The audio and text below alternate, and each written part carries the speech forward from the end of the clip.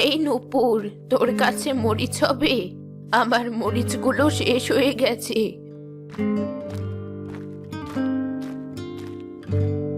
এই নাও মরিচ বুড়িমা। মাত্র 2টা মরিচ? এই মরিচ দিয়ে তো ভাতই জাল লাগবে না। তুই তো জানিসই মরিচ ছাড়া আমি ভাত খেতে পারি না। আর তো নেই বুড়িমা, একদিন হয়তো দেখা যাবে এই এলাকার সব মরিচ তুমি একাই শেষ করে ফেলেছো। হয়েছে, আর কিছু বলতে হবে না। আমি 2টো মরিচ দিয়ে কাজ চালিয়ে নেব। বুড়ি মরিচ নিয়ে তার বাড়ি ফিরলো আর সেগুলো কচলিয়ে ভাত খাওয়া শুরু করলো।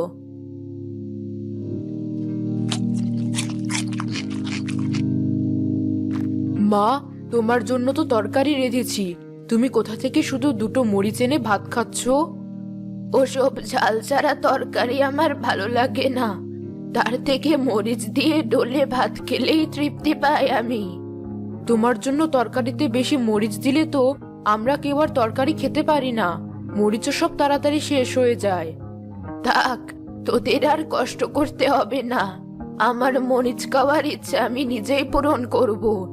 আজই আমি বাজার থেকে মরিচ গাছ কিনে নিয়ে এসে বাড়ির সামনে লাগাবো।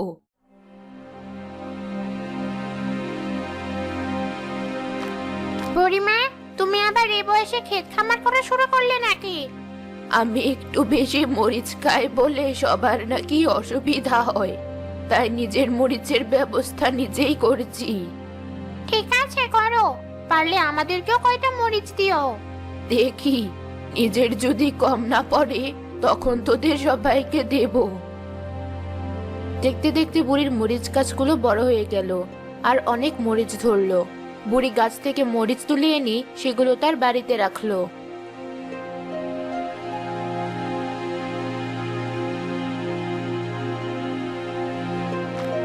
মা, তোমার গাছগুলোতে তো অনেক মরিচ ধরেছে, এবার আর আমাদের মরিচ কিনতে হবে না। কেন কিনবি না মরিচ? এই মরিচগুলো তোদের জন্য নয়, শুধু আমার জন্য। তোরা নিজেদের ব্যবস্থা নিজেরাই কর। আচ্ছা মা, তুমি না দিতে চাইলে আর কি করার। অনেক মরিচ পেয়েছো দেখছি বুড়িমা। তুমি না বলেছিলে আমাকে মরিচ দিবে? এবার দাও, দেখি কেমন ঝাল।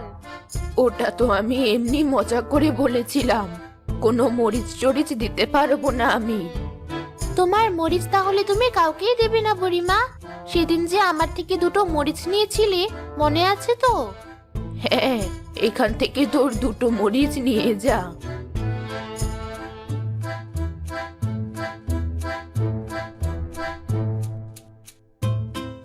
মরিচটাতে একটা কামড় দিয়ে দেখি তো কেমন ঝাল।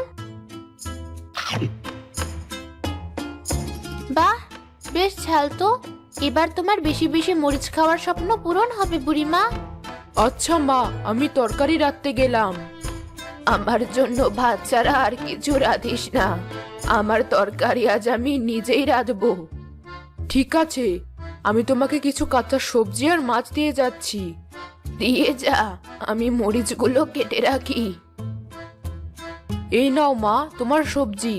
একটা তরকারিতে এতগুলো মরিচ দিবে তুমি? হ্যাঁ দেব, তাতে তোর কি? তোকে তো আর খেতে হবে না এসব। তোমার তো পেট খারাপ করবে মা। কিছুই হবে না আমার, সর সামনে থেকে। আমার তরকারিটা রাখতে দে। মা, নানি কোথায়? আমাদের সাথে খাবে না আজ? না, তোর নানির কাছে আমাদের তরকারি ঝাল লাগে না, তাই সে নিজের মতো বেশি করে মরিচ দিয়ে তরকারি রেঁধে খাচ্ছে। বলো কি?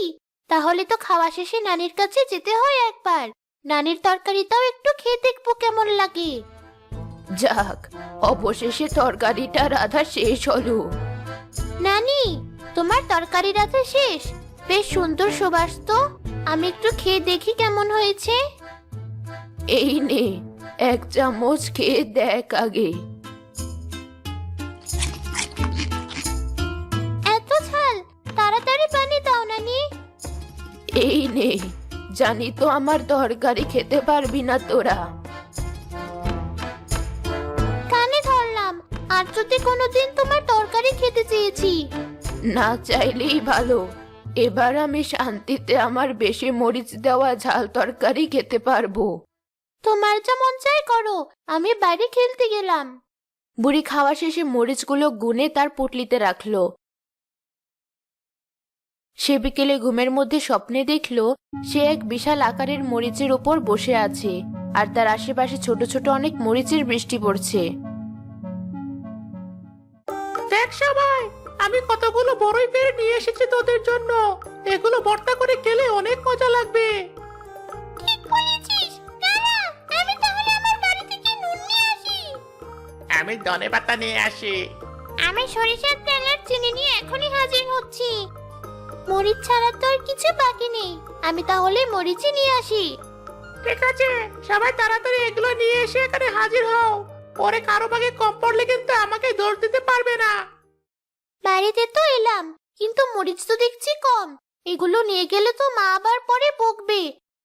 এক কাজ করি, নানির ঘরে যাই। কত বড় মরিচ! এই পুরো মরিচটা আমি একাই খাবো।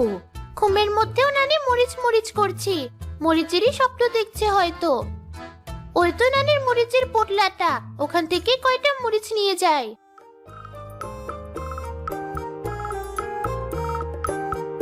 কিরে পুতুল, এত দেরি যে? মরিচ আনতে এতক্ষণ লাগে? আমরা সবাই তো তোর জন্যই অপেক্ষা করছিলাম। মরিচগুলো খুঁজে পেতে দেরি হচ্ছিল। এবার তাড়াতাড়ি ভর্তাটা বানানো শুরু কর।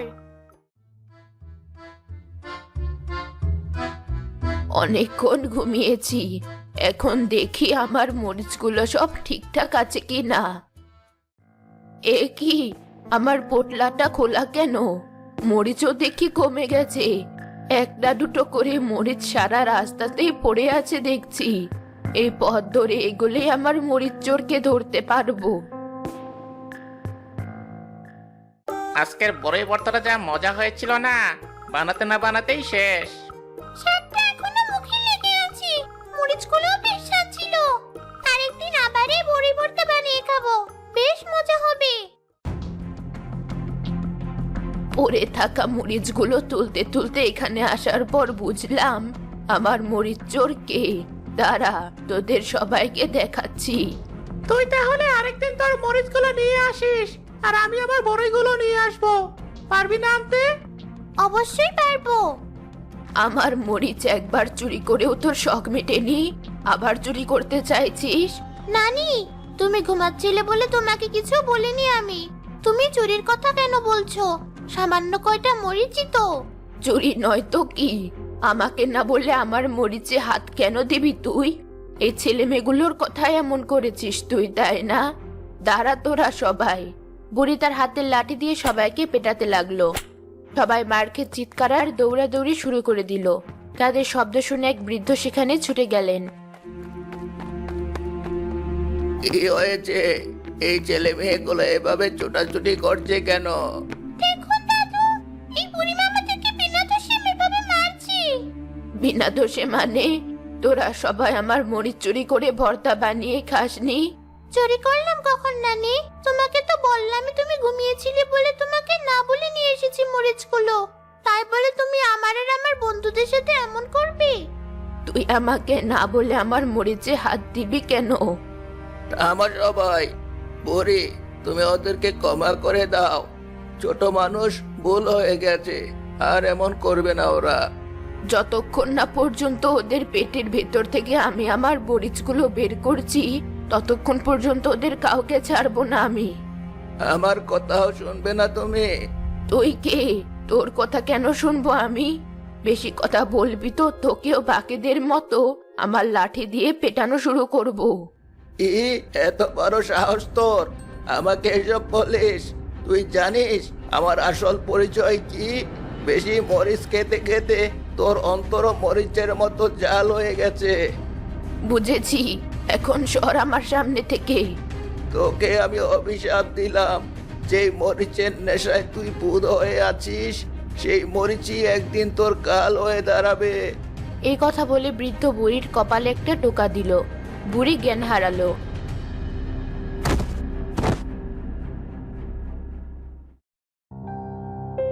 আর জ্ঞান ফেরার পর দেখলো সে তার বাসায়। আমি এখানে এলাম কি করে? মা, তুমি নাকি বাচ্চাগুলোর পেছনে দৌড়াতে গিয়ে তোমার জ্ঞান হারিয়ে ফেলেছিলে। আমরা পরে এই খবর শোনার পর তোমাকে ধরাধরি করে এখানে নিয়ে এসেছি। আমার মরিচগুলো সব ঠিক আছে তো? কেউ নিয়ে যায়নি তো? হ্যাঁ মা, তোমার সব মরিচ ঠিক আছে, কেউ নিয়ে যায়নি। তোমাকে একটু মরিচ ভর্তা করে দেব, ভাত খাবে মরিচ ভর্তা দিয়ে? আচ্ছা দে। এই নাও মা, তোমার জন্য মরিচ ভর্তা দিয়ে ভাত মাখিয়ে এনেছি, ভাতটুকু খেয়ে শেষ করো। মুখ পুড়ে গেল আমার, আমাকে একটু পানি দে। এই মরিচ এত ঝাল কেন? এই নাও পানি। কি হলো মা, তুমি এভাবে এত জোরে চিৎকার দিয়ে উঠলে কেন? এত ঝাল, মনে হলো কেউ আমার জিহ্বায় আগুন ধরিয়ে দিয়েছে। কিন্তু মা, তুমি তো সব সময় বেশি ঝালই পছন্দ করো। না, এত ঝাল আমার পক্ষে খাওয়া সম্ভব না। তুই তোর ঘর থেকে আমাকে একটু তরকারি এনে দে, আমি ওটাই খাবো। পুতুল, আমাদের ঘর থেকে একটুখানি তরকারি এনে তোর নানিকে দে তো। এই নাও নানি, এটা দিয়ে তোমার ভাত খাও। ঝাল, আমার জিহ্বাটা পুড়ে গেল, পানি দে আমাকে। কি বলছো মা, এই তরকারি তো বেশি একটা ঝালও না, তবুও ঝাল লাগছে তোমার? হ্যাঁ, আমার অনেক ঝাল লাগছে, আরো পানি দে আমাকে। আমি আর আজ রাতে কিছু খাবো না, তোরা যা শুয়ে পড়। আচ্ছা মা, তুমি ঝাল কিছু খেতে না চাইলে ওই ডিব্বাতে কিছু সন্দেশ রাখা আছে, ওগুলো খেয়ে নিও। আমরা চললাম। আমার পুটলির মরিচগুলো দেখি তো সব ঠিকঠাক আছে কিনা।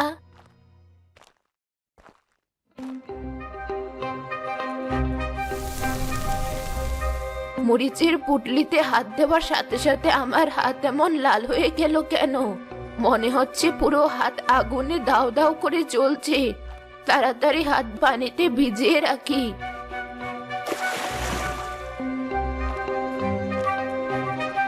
বুড়ি হাত ঠান্ডা করে ঘুমাতে যাওয়ার পর স্বপ্নে দেখলো কতগুলো আগুনে জ্বলতে থাকা মরিচ তাকে ধাওয়া করছে। তোমরা আমার সাথে এমন করছো কেন? তোমরা তো আমার অনেক প্রিয় ছিলে। কিন্তু তুই আমাদের অপ্রিয় হয়ে গেছিস, আমাদের জন্য তুই সবার সাথে খারাপ ব্যবহার করেছিস, তাই আমরা তোকে শাস্তি দিচ্ছি। আমি আর এমন করব না, তোমরা আমাকে এভাবে শাস্তি দিও না।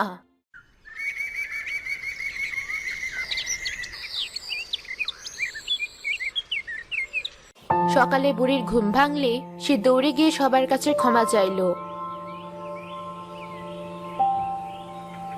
আমরা তোমাকে ক্ষমা করে দিয়েছি মা, এই নাও, এই ঝাল তরকারিটুকু খাও, তোমার জন্য রেঁধেছি। কিন্তু কাল রাতের মতো যদি আবার ঝাল লাগে? কিছুই হবে না, কারণ এখন তো আমরা তোমাকে ক্ষমা করে দিয়েছি। তাই তো, এখন আবার আগের মতো ঝাল খেতে পারছি আমি। মরিচ ধরলে হাতও লাল হয়ে যাচ্ছে না। তোদের সবাইকে ধন্যবাদ।